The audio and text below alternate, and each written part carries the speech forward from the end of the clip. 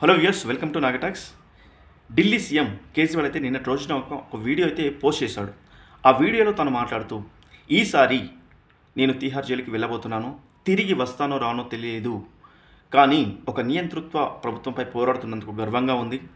ఈ పోరాటంలో తన ప్రాణాలు కోల్పోయినా కూడా నేను గర్వంగానే ఫీల్ అవుతానంటూ ఒక వీడియో అయితే పోస్ట్ చేశాడు. దాంతోపాటు ఆ వీడియోలో చాలా విషయాలు మాట్లాడాడు. అయితే ఎప్పుడైతే తాను వీడియో పోస్ట్ చేశాడో ఆ వీడియో సోషల్ మీడియాలో వైరల్ అవుతుంది.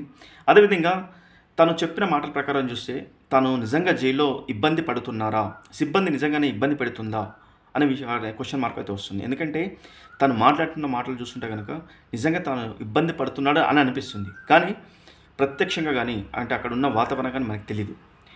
అయితే తను ఏం చెప్తున్నాడంటే, దాదాపు తను 20 సంవత్సరాల నుంచి షుగర్ వ్యాధితో బాధపడుతున్నాడు.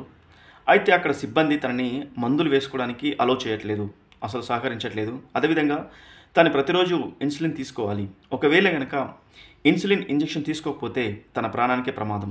దాదాపు షుగర్ లెవెల్ 300 నుంచి 325 సడన్గా పెరిగింది. ఇది చాలా ప్రమాదకరం.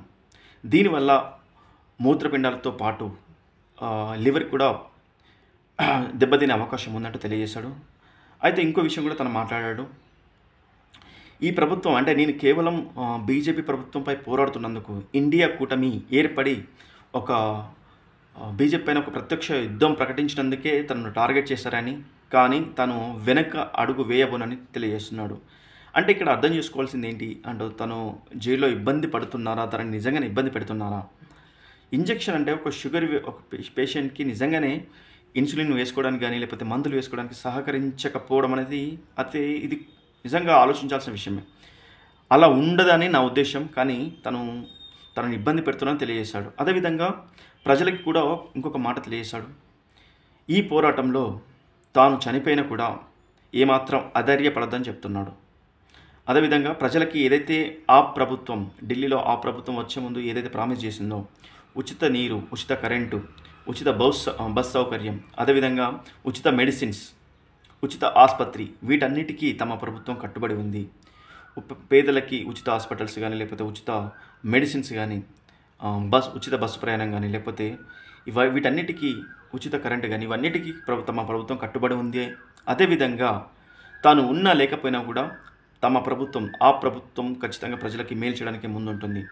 ఈ పోరాటంలో వెనకడుగు వేయబోనంటూ తను తెలియజేశాడు. అయితే ఇంకొక విషయం ఏంటంటే, తను చనిపోతున్నాను అనే విషయాన్ని అయితే తను మాటలో తెలియజేస్తున్నాడు. తను ఇంకా రాలేకపోవచ్చేమో, తను ఇంకా జైల్లోనే చనిపోతానేమో అని తెలియజేస్తున్నాడు. అంటే తను కేవలం ఇబ్బంది పెడుతున్నాడా, అంటే తను ఇబ్బంది పెట్టడం వల్ల చనిపోబోతున్నాడా, లేదంటే కనుక తను మెడిసిన్స్ తీసుకోకపోవడం వల్ల తన ఆరోగ్యం దెబ్బతింటుందా అనే విషయం అయితే క్లారిటీ రావాల్సి ఉంది.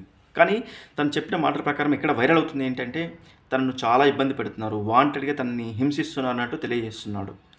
మందులు వేసుకోకుండా లేకపోతే ఇన్సులిన్ ఇంజెక్షన్ తీసుకోకుండా తను అడ్డుపడుతున్నారు అని తెలియజేస్తున్నాడు. అయితే దాదాపు తను తీహార్ జైలుకి వెళ్ళే ముందు 70 కేజీలు ఉన్నవాడు దాదాపు 64 కేజీలకు తగ్గాడు, అంటే 6 కిలోలు తగ్గాడు. బయటికి వచ్చాక మళ్ళీ వెయిట్ పెరగడం అయితే చాలా కష్టమవుతుంది.